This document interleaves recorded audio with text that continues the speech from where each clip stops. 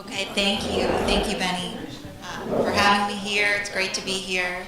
And I'm going to talk about how non-voting shares can be used to promote efficient corporate governance. And this is, contrary to what everybody's been saying, I'm going to show how non-voting stock can be used as a non-entrenchment device, and how it can be used to make corporate governance more efficient, essentially by channeling voting power to engaged and informed investors.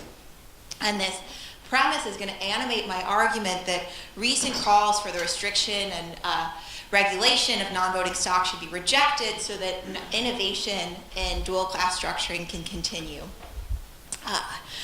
So the plan is, I'll start by talking about the sort of history of regulation of dual-class companies, which is quite cyclical.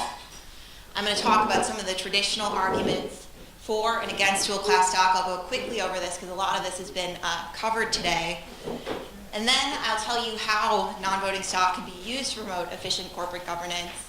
I'll go over some complications and some implications of the analysis. So, everybody here knows about dual-class companies, what they are. We know that this is the exception rather than the rule under law. The state law default is to have a single-class company with equal voting rights. But departures from one share, one vote are nothing new. And in fact, in the beginning of the 20th century, the default was one person, one vote. Companies eventually moved away from this as it complicated their fundraising efforts, and the default shifted. And since the beginning of the 20th century, the generally held view is that a shareholder's voting rights should be proportional to its economic stake in the firm. And departures from one share, one vote have been met with skepticism, leading to these cycles of regulation. So in the early 1900s, there was a big boom in dual-class companies in the United States. This rallied academics, opponents of dual-class structuring, who began lobbying for restrictions. This led the New York Stock Exchange in 1940 to exclude dual-class companies. Oh, you need a roll. Okay. This is good. So that policy was in place for about 40 years until 1984, when the exclusion was abandoned. And this corresponded with the takeover wave of the 80s, when dual-class company stock was being used as a takeover defense. This led the SEC to become very interested, and they eventually adopted a rule limiting stock exchanges, actually mandating that the stock exchanges restrict dual-class listings. And that rule was adopted in 1988. It lasted for less than 2 years. The DC Circuit overturned the rule, said that the SEC had exceeded its authority in doing this. And since that time, companies have really been free to adopt dual-class structures. And not many did. It was the family-owned companies, the media companies who said this is necessary to protect journalistic integrity. And it wasn't until 2004, we've heard about this today. This was the moment when Alphabet, then Google, broke the mold and became the first technology company to use dual-class structuring for the explicit purpose of keeping control with a group of founders. They eventually split their stock, issuing a class of non-voting stock in the process. This was challenged in litigation. That litigation was settled. Other tech companies have followed this path. Facebook, we heard about this today, copied the Alphabet IPO and also tried to split their stock, which ended up being abandoned in litigation. And this brings us to Snap 2017, which is a focus of a lot of. This is something that really rallied opponents of dual-class structuring. The idea that a company would issue only non-voting stock to the public motivated people who had been watching this trend with dismay, saying, this is a really, really bad thing. And the lobbying really increased. So we got, and this led to some changes, and this time from the indices. So FTSE Russell has a new policy that's going to exclude any company that has dual-class stock unless the public holds about 5% or more of the voting rights. S&P Dow Jones also changed their index policy to exclude dual-class companies. And MSCI has proposed changes to reduce the weight of dual-class companies on their popular indices. So, the arguments for and against, we spent a lot of time on this today. They basically look like this. On the one hand, dual-class companies increase agency costs. And on the other hand, there are people that say, yes, there's this potential for an increase in agency costs, or that it's likely that they will increase agency costs, but there's all these other benefits that you get when you insulate management from shareholder interference, and those benefits can exceed the costs. So I have a new take on this debate, and the discussion thus far has been framed as an allocation of power between insiders versus outsiders. But why couldn't dual-class company stock be used to sort between outside investors? And so the key point here is that not all shareholders are the same, right?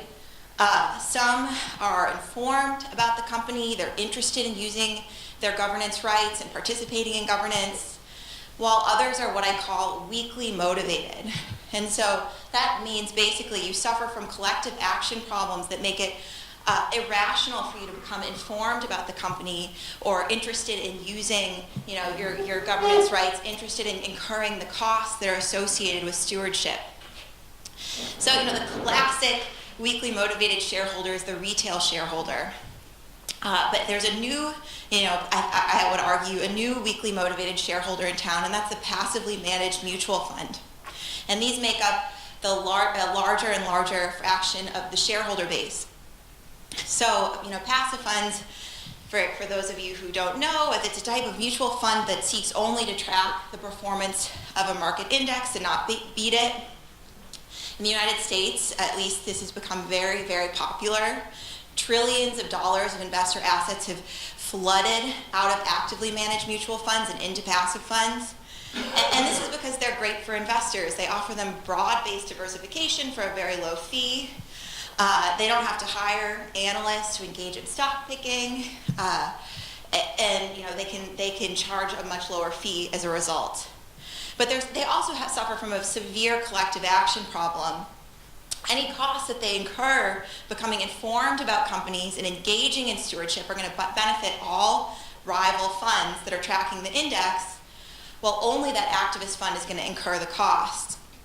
So the passive fund that invests in governance is guaranteed to harm the fund's relative performance. So, that's the world of weakly motivated voters.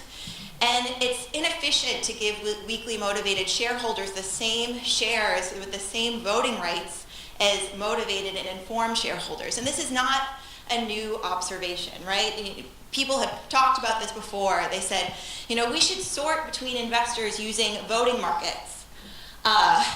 This way, people who care about the votes can buy them. And there are a lot of problems. Since that has been proposed, people have identified all of the problems with voting markets.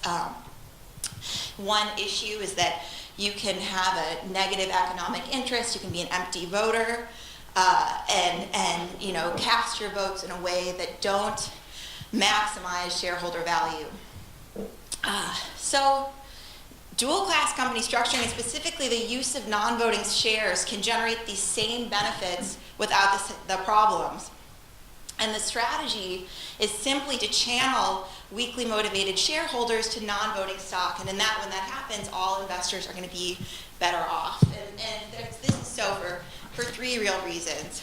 The big reason here is that the company that channels their weakly motivated shareholders to non-voting stock are going to make the voices of the informed shareholders even stronger. So this means if management fails to maximize shareholder wealth, they're going to be vulnerable to discipline in the form of shareholder proposals, no votes on executive compensation, proxy contests, takeovers.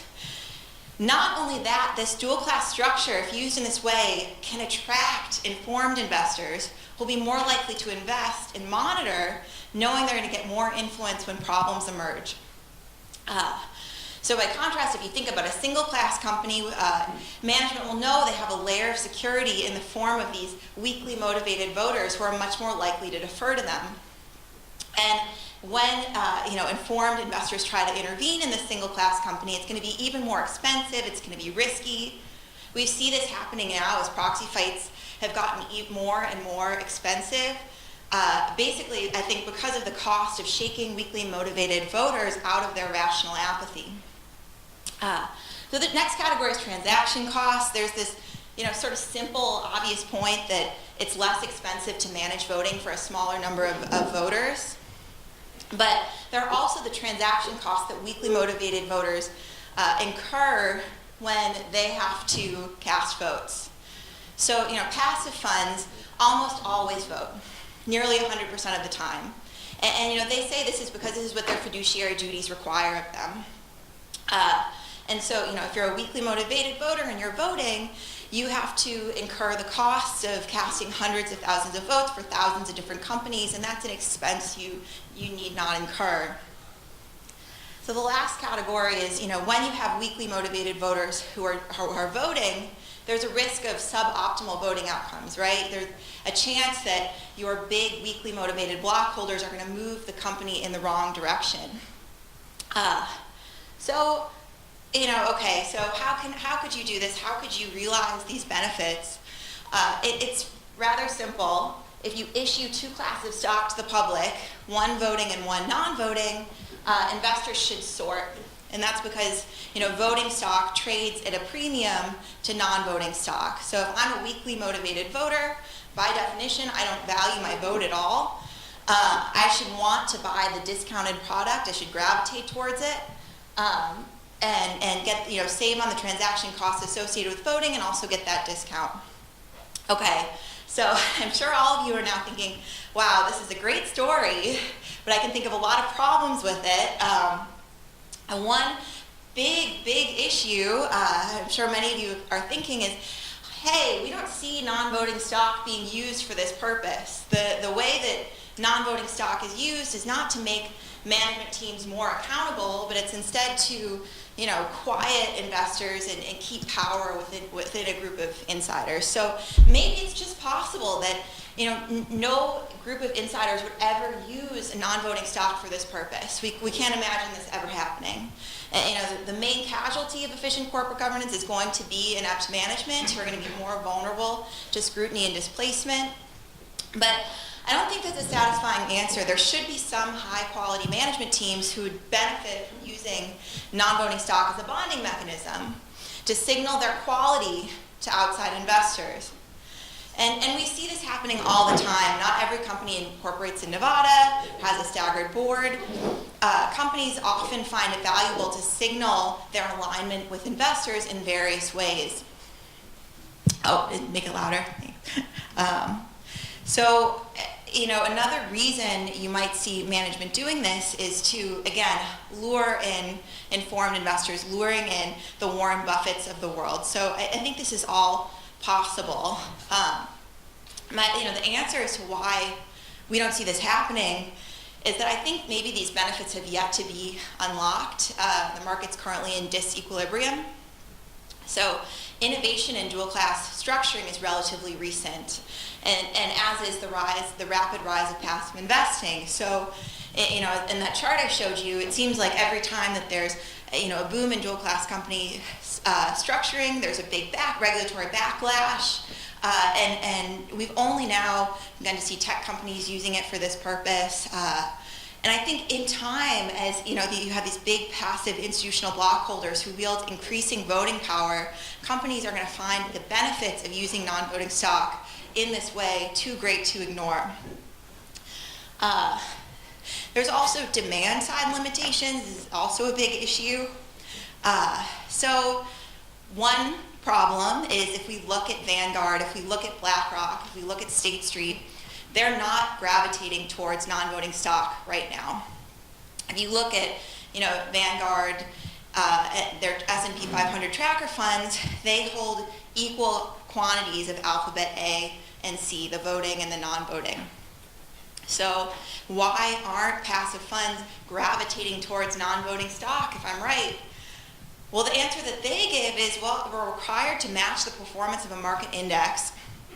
So, we have to. If weighted equally, if alphabet A and C are weighted equally on the S&P 500 as they are, we have to buy equal quantities.